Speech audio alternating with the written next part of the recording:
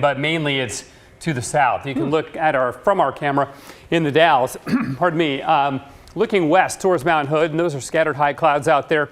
We've got a little wildfire smoke, 89 degrees in the Dalles though, low humidity, but you know what? That's hot. In fact, that's record hot for the second day in a row in the Dalles. Yesterday 90, today 89.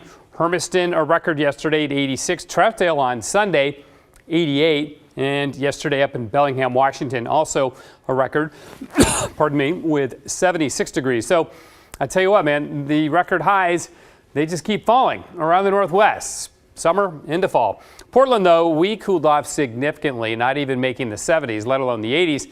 And the reason for that will become very clear as I show you in just a minute. But all of Eastern Oregon pretty much in the 80s, and Medford close to 90, the same with the Dalles. Here's why we were so much cooler today. You can see the low clouds in the valley. It's pretty typical for October to have low clouds or fog in the valley. In fact, we average more days in Portland with dense fog in the month of October than any other month of the year.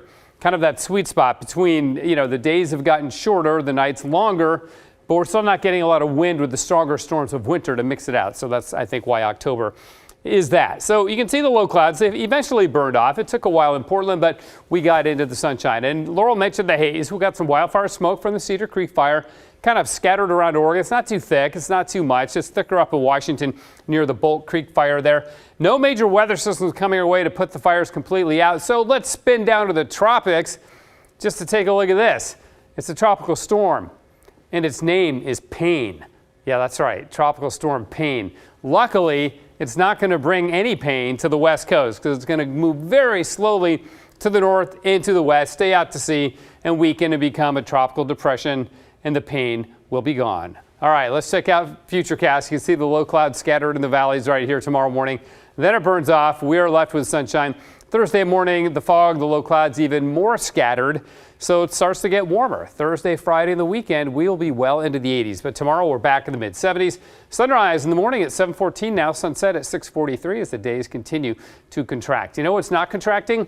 This area of high pressure that's just anchored here on the west coast. Keeps us warm and dry through the weekend, into next week, and probably at least until late next week. Now, this weather system, if you could just take this whole thing and go, and move it over here, then we'd have something to talk about. That would bring us some cool wet weather, but it's simply going to be too far east to provide us with any precipitation. Maybe towards the end of the next week that will change, but not now. 67 in Portland. We are at 14,003 on the freezing level. On the coast, morning drizzle, clouds, but even the coast should begin to get some clearing tomorrow as opposed to the last couple days. In the valleys, fog and low clouds and maybe some drizzle. And then sunshine in the Cascades, 70 at Govey tomorrow, in the 60s at Timberline and Meadows. Beautiful mountain weather. Sunny, areas of haze in eastern Oregon again, 86 in Bend. And for the Gorge, we're looking at light winds and sunshine, 81 Hood River, low of 50. I mean, pretty good temperatures there. For Portland, morning clouds and drizzle, and then becoming sunny. Then we're back in the 80s on Thursday, Friday, Saturday, Sunday, back in the 70s on Monday of next week, but really a spectacular October weekend.